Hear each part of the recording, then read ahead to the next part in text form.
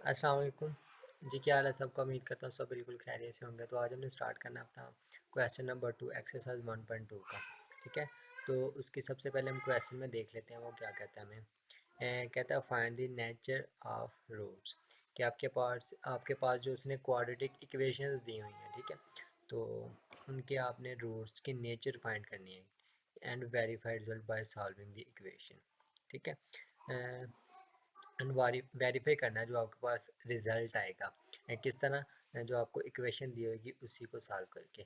तो सबसे पहले देख लेते हैं हम रूट्स की कौन कौन सी ये टाइप्स होती हैं। तो इधर आपके सामने रूट्स की टाइप मैंने लिख दी है। तो कहता है हमारे पास जो डिस्क होती है वो उसका फार्मूला क्या होता है, बी स्केयर माइनस 4ac। ठीक है, तो डिस्क का फार्मूला सबसे पहले आपने ये याद रखना है। तो कहता है हमारे पास जो डिस्क का फार्मूला सॉल्व करके है ना, हमारे पास जो उसका लास्ट वाला आंस आ जाता है वो अगर हमारे पास आ जाता है इक्वल टू इक्वल कह रहा हूँ, ग्रेटर देन ज़ीरो।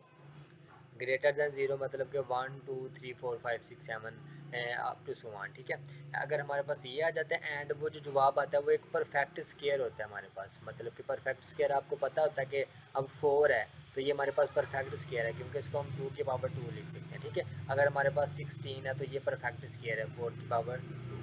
अगर हमारे पास आ गया 25 तो ये भी एक परफेक्ट स्केयर है 5 की पावर 2।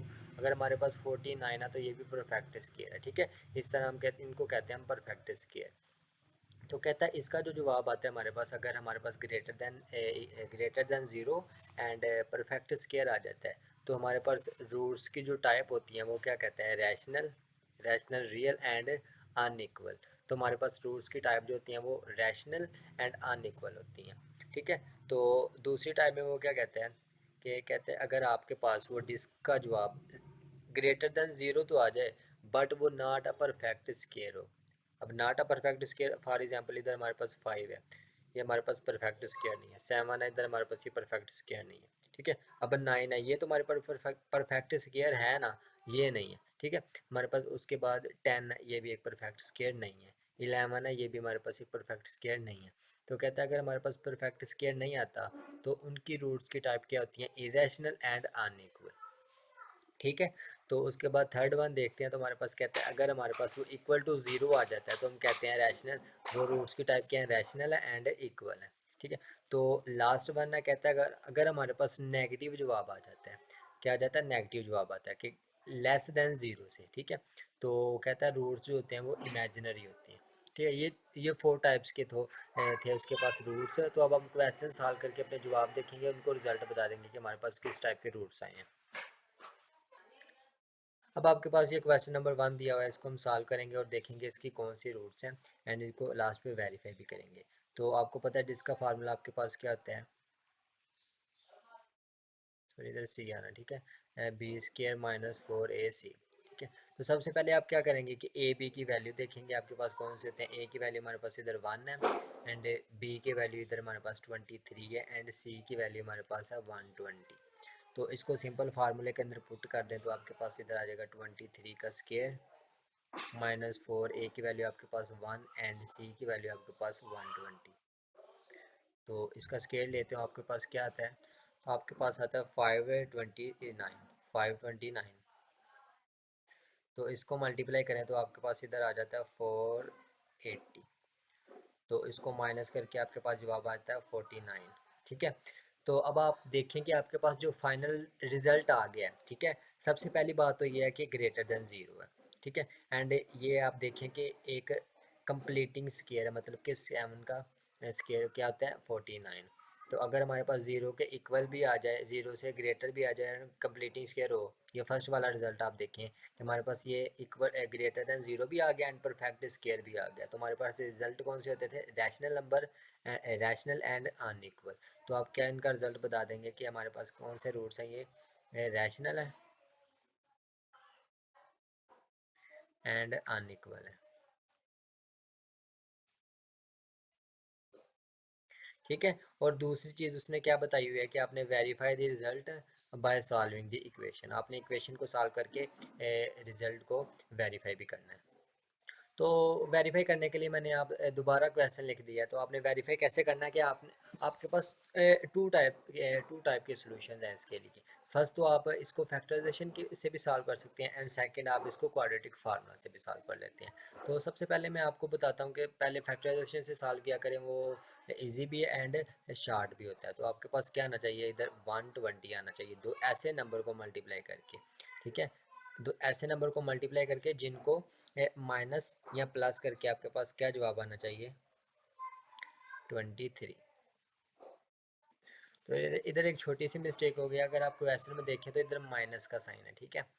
तो इसके लिए आप अब ऊपर भी जाकर देख लें तो आपके पास क्या है, इधर आपने लिखा हुआ है प्लस का, मैंने सॉरी, तो इधर भी आप माइनस कर लें, इधर भी माइनस। इसके अंदर फ़र्क कोई भी नहीं पड़ेगा क्योंकि इधर माइनस स्केयर के अंडर आता है और वो स्केयर अंडर आके वो माइनस ख़त्म हो जाता है वैसे भी, इसलिए हमारे जवाब पे कोई फ़र्क नहीं पड़ा तब से।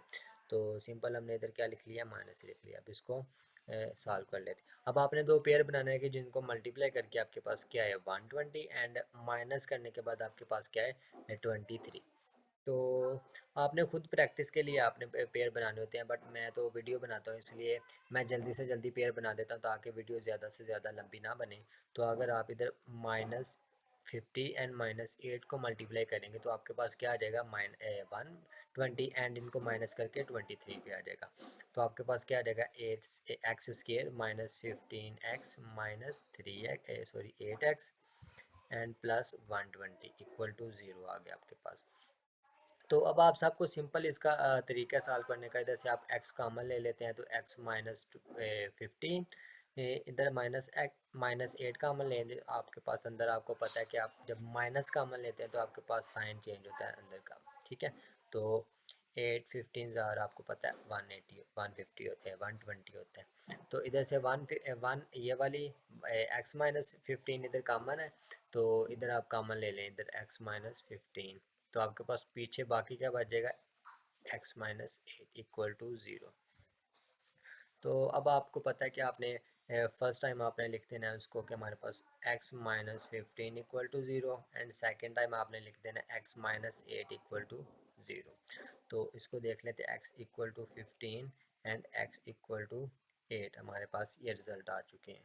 तो अब इनसे भी आप देख लें कि आपके पास ये जो रिज़ल्ट आए हैं आपके पास, तो ये भी ग्रेटर देन क्या है, 0 है, ठीक है। तो चलते हैं इसके नेक्स्ट पार्ट की तरफ। तो वो आपने जो चार रिजल्ट होते हैं वो आपने अपने माइंड में ज़्यादा से ज़्यादा अच्छी तरह बिठा लेने हैं ताकि आपको क्वेश्चन करते हुए कोई भी मिस्टेक ना हो। तो इसका नेक्स्ट पार्ट देख लेते हैं क्या है। अच्छा जी, तो सबसे पहले हम इसका डिस्क का फार्मूला लगा के पहले इसका रिजल्ट फाइंड करते हैं कि हमारे पास इसका रिजल्ट क्या आता है। तो सबसे पहले हम ए एंड बी की वैल्यू, बी एंड सी की वैल्यू देख लेते हैं। ए की वैल्यू 2 आ गई हमारे पास, बी की वैल्यू 3 एंड सी की वैल्यू हमारे पास आ गई 7। तो आपको पता है आपके पास डिस्क का जो फार्मूला है वो किसके इक्वल होता है, b² -4ac, ठीक है।